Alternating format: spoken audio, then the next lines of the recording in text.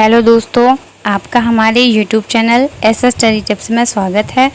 और इस वीडियो में हम हिंदी शिक्षा शास्त्र के टॉप 15 क्वेश्चन डिस्कस करेंगे जो आपके सभी टीईटी एग्ज़ाम के लिए बहुत ही हेल्पफुल हैं। वीडियो शुरू करने से पहले हमारे चैनल को सब्सक्राइब ज़रूर कर लें जिससे आपको हमारे नए वीडियो का नोटिफिकेशन मिल सके। चलिए अपना वीडियो स्टार्ट करते हैं।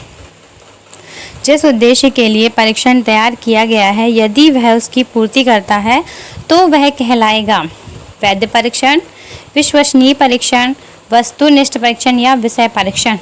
तो ऐसा परीक्षण जिसे उस उद्देश्य की पूर्ति के लिए तैयार किया गया है और वह उसकी पूर्ति करता है तो वह वैध परीक्षण कहलाता है। कौन सा परीक्षण कहलाता है? वैध परीक्षण, वैध परीक्षण। ऑप्शन नंबर ए इसका बिल्कुल करेक्ट आंसर है। ठीक है, अगला प्रश्न है हमारा, गद्य शिक्षण में शब्दार्थ स्पष्ट करने की विधि है। प्रश्नोत्तर विधि, व्यास विधि, उद्बोधन विधि या खंडान्वय विधि। जल्दी बताइए, गद्य शिक्षण में शब्दार्थ स्पष्ट करने की सर्वश्रेष्ठ विधि कौन सी है? ऑप्शन है आपके सामने, जल्दी बताइए इसका क्या आंसर होना चाहिए। तो गद्य शिक्षण में शब्दार्थ स्पष्ट करने की विधि है वह है उद्बोधन विधि। उसको हम उद्बोधन विधि के नाम से जानते हैं। ऑप्शन नंबर सी इसका बिल्कुल करेक्ट आंसर है। बढ़ते हैं अपने अगले प्रश्न की तरफ। पाठ्य पुस्तक का अध्ययनात्मक पक्ष है। पुस्तक का आकार प्रकार, मुख्य पृष्ठ, जिलद या प्राक कथन। जल्दी बताइए, एक पाठ्य पुस्तक का अध्ययनात्मक पक्ष क्या कहलाता है? ठीक है, एक पुस्तक का अध्ययनात्मक पक्ष प्राक कथन। प्राक कथन मीन्स होता है उसकी विषय वस्तु, जो उसके अध्यात्मक पक्ष के अंतर्गत आती है उसकी विषय वस्तु। ऑप्शन नंबर डी इसका बिल्कुल करेक्ट आंसर है। ठीक है, अगला प्रश्न है, वैचारिक सामग्री है मीन्स विचार करने योग्य सामग्री है। मूल विषय वस्तु, संरचना, शब्दावली या व्याकरणिक। जल्दी बताइए ऐसी कौन सी सामग्री है जो विचारणीय है, विचार करने योग्य है। तो किसी भी विषय की जो मूल विषय वस्तु होती है, मूल विषय वस्तु वह वैचारिक सामग्री के अंतर्गत आती है। ऑप्शन नंबर ए इसका बिल्कुल करेक्ट आंसर हो जाएगा। वैचारिक सामग्री है मूल विषय वस्तु। ठीक है, अगला प्रश्न है, श्रव्य दृश्य साधन है। श्रव्य दृश्य साधन है चलचित्र, चित्र, चित्र विस्तारक यंत्र या रेखा चित्र। जल्दी बताइए, श्रव्य दृश्य साधन के अंतर्गत इन चारों ऑप्शन में से कौन सा साधन आएगा? चलचित्र। ठीक है, जैसे कि टेलीविजन हो गया तो वह दृश्य और श्रव्य दोनों के अंतर्गत आता है। तो ऑप्शन नंबर ए इसका बिल्कुल करेक्ट आंसर है। चलचित्र एक श्रव्य दृश्य साधन है। अगला प्रश्न है, ब्लूप्रिंट तैयार करने में उपयोगी नहीं है। शिक्षक निर्मित सामग्री, शिक्षण के लक्ष्य, पाठ्यपुस्तक के प्रकरण या प्रश्नों के प्रकार। जब एक शिक्षक ब्लूप्रिंट तैयार करता है तो उसमें प्रश्नों के प्रकारों को भी ध्यान में दिया जाता है, पाठ्यपुस्तक के प्रकरण को भी और शिक्षण के लक्ष्यों को ध्यान में रखकर ब्लूप्रिंट तैयार किया जाता है। लेकिन जो शिक्षक निर्मित सामग्री है वह ब्लूप्रिंट तैयार करने में उपयोगी नहीं होती है। ठीक है, ऑप्शन नंबर ए इसका बिल्कुल करेक्ट आंसर है। ठीक, अगला प्रश्न है, व्याकरण शिक्षा स्वतंत्र रूप से किस विधि में नहीं दी जाती है? भाषा संसर्ग विधि, आगमन विधि, निगमन विधि या पाठ्यपुस्तक विधि। ऐसी विधि हमें बताना है कि जिस विधि में हम व्याकरण की शिक्षा स्वतंत्र रूप से नहीं दे सकते हैं। तो ऐसी विधि है भाषा संसर्ग विधि। इस विधि में हम व्याकरण की शिक्षा स्वतंत्र रूप से नहीं दे सकते। ऑप्शन नंबर ए इसका बिल्कुल करेक्ट आंसर है। ठीक है, अगला प्रश्न है, B.S. ब्लूम ने शिक्षा में कौन सा नवीन आयाम दिया है? मूल्यांकन उपागम, हर्बर्ट उपागम, RCM उपागम या मॉरिसन उपागम। सभी जानते हैं शिक्षा के जो उद्देश्य हैं किसने दिए हैं?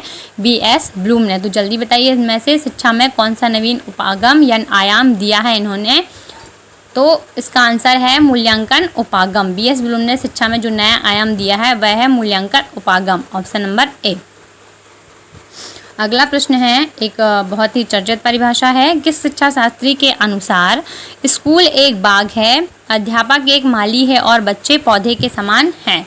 मॉरिसन, फ्रॉबेल, बेलार्ड या मॉन्टेसरी। जल्दी बताइए यह परिभाषा किसने कहा था कि स्कूल एक बाग है, अध्यापक एक माली और बच्चे पौधे के समान है? किसके द्वारा कहा गया था? फ्रॉबेल के द्वारा, जिन्होंने किंडरगार्टन विधि दी है। ठीक है, ऑप्शन नंबर बी इसका बिल्कुल करेक्ट आंसर है। अगला प्रश्न है, निम्नलिखित में से रचना शिक्षण की विधि नहीं है? प्रवचन विधि, निर्देशन विधि, या प्रश्नोत्तर विधि या फिर भाषा संसर्ग विधि। ऐसी विधि बताना है जो रचना शिक्षण की विधि नहीं है, जिस विधि के अंतर्गत रचना शिक्षण नहीं कराया जाता। ऑप्शन नंबर डी, भाषा संसर्ग विधि ऐसी विधि है जिसमें रचना शिक्षण नहीं होता और वह रचना शिक्षण की विधि नहीं है। ऑप्शन नंबर डी बिल्कुल करेक्ट आंसर है। कहानी सुनते समय बच्चे कहानी के लंबे लंबे वाक्यों से घबराते नहीं हैं, बशर्ते वह सार्थक और मज़ेदार हों, जोर से बोले गए हों, पहले से सुने गए हों या सीधे व सरल हों। जब हम कहानी बच्चों को सुनाते हैं तो सुनते समय लंबे लंबे वाक्यों से घबराते नहीं, क्योंकि उन्हें सार्थक और मज़ेदार लगते हैं। ठीक है, तो ऑप्शन नंबर ए, सार्थक और मज़ेदार होते हैं, तो बच्चे कहानी सुनते समय उनके लंबे लंबे वाक्यों से नहीं घबराते। ठीक है, ऑप्शन नंबर ए बिल्कुल करेक्ट आंसर है। अगला प्रश्न है, अनजान सुजान सदा कल्याण लोकोक्ति का भावार्थ क्या है? अनजान और सुजान के साथ सदैव लाभ मिलता है, भोला भाला ज्ञानी कल्याणकारक होता है, मूर्ख और ज्ञानी दोनों मजे से रहते हैं, या मूर्ख स्वयं को ज्ञानी समझकर नुकसान करता है।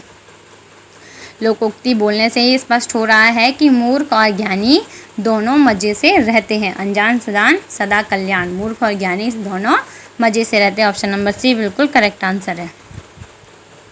अगला प्रश्न है, त्रिभाषा सूत्र में हिंदी का स्थान राजभाषा के रूप में है, सहराजभाषा के रूप में है, राष्ट्रभाषा के रूप में है, या फिर शास्त्रीय भाषा के रूप में है? सही भी जानते हैं, कोठारी कमीशन के द्वारा त्रिभाषा सूत्र दिया गया था, उसमें जो हिंदी का स्थान है वह राजभाषा के रूप में है।